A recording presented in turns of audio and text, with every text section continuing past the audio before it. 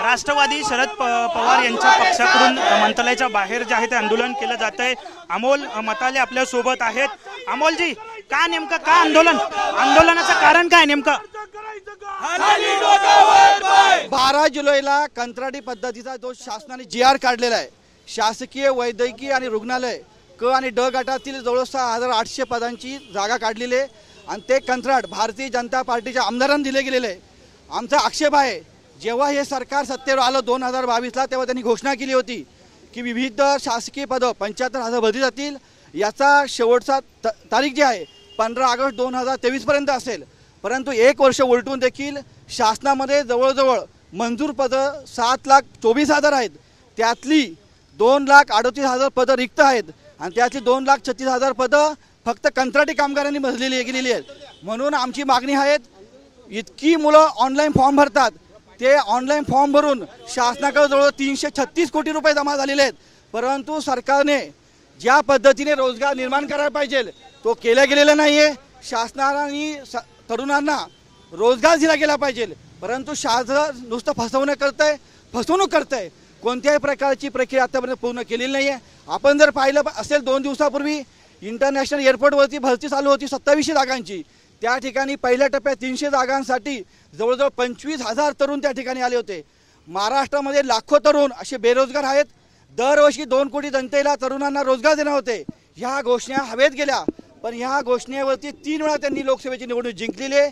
आत्ता देखील या राज्य सरकारने अनेक घोषणा करते, पण तरुणांसाठी रोजगाराच्या कोणत्याही घोषणा केलेल्या नाही आहेत। महाराष्ट्रामध्ये मागच्या 2 वर्षामध्ये आपण जर पाहिलं असेल, उद्योगधंदे सगळे महाराष्ट्राच्या बाहेर राज्यामध्ये गेलेले आहे।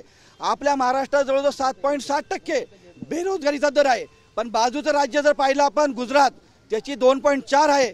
कर्नाटक राज्य जर पाहिलं त्या ठिकाणी 3.4% बेरोजगारीचा दर आहे, पण महाराष्ट्रामध्ये दरवर्षी उच्चांक वाढत आहे। या महाराष्ट्र शासनाचा निषेध करण्यासाठी आम्ही या ठिकाणी आलेलो आहे। गेल्या वर्षी देखील आम्ही कंत्राटी भरतीच्या विरोधात आंदोलन केलं, त्यांनी तो GR कॅन्सल केला, परंतु आज देखील पुन्हा एकदा तरुणांना फसवण्याचं काम या सरकारने केलेलं आहे। परंतु राष्ट्रवादी युवक काँग्रेस तरुणांच्या बाजूने ठाम असेल। महाराष्ट्रातल्या प्रत्येक तरुणाला, प्रत्येक माझ्या मित्राला रोजगार मिळाला पाहिजे, ही आमची ठाम भूमिका आहे। जोपर्यंत रोजगार मिळत नाही तोपर्यंत आम्ही हटणार नाही। आज आम्ही जरी मंत्रालयासमोर आंदोलन करत असेल तरी देखील आमच्या तरुणांना रोजगार मिळाला पाहिजे। आमच्या हक्काच्या ज्या परीक्षा देऊन आम्ही या ठिकाणी पोहोचलेलो आहे, परंतु परीक्षेसाठी अर्ज भरा आणि अर्ज भरल्यानंतर त्यातून कोटी रुपये शासन कमवण्याचं काम करतंय। बहिणीला भीक नको, महायुती सरकारचा महायुती सरकारचा बहिणीला भीक नको, बहिणीला भीक नको, महायुती सरकारचा बंद करा, बंद करा, बंद करा, बंद करा, बंद करा, रोज मागे बंद करा, बहिणीला भीक नको, बहिणीला भीक नको, बहिणीला भीक नको, बहिणीला भीक नको, बहिणीला भीक नको, बहिणीला भीक नको, सरकारचं करायचं काय? सरकारचं करायचं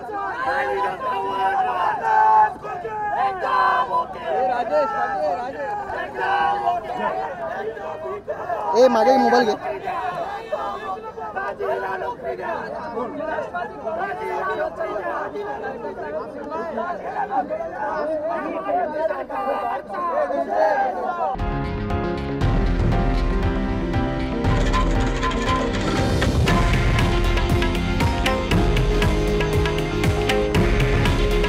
हे आहे देशातील नंबर 1 न्यूज नेटवर्क आणि आपण पाहत आहात TV9 मराठी। काळजी तुमची, हित महाराष्ट्राचं।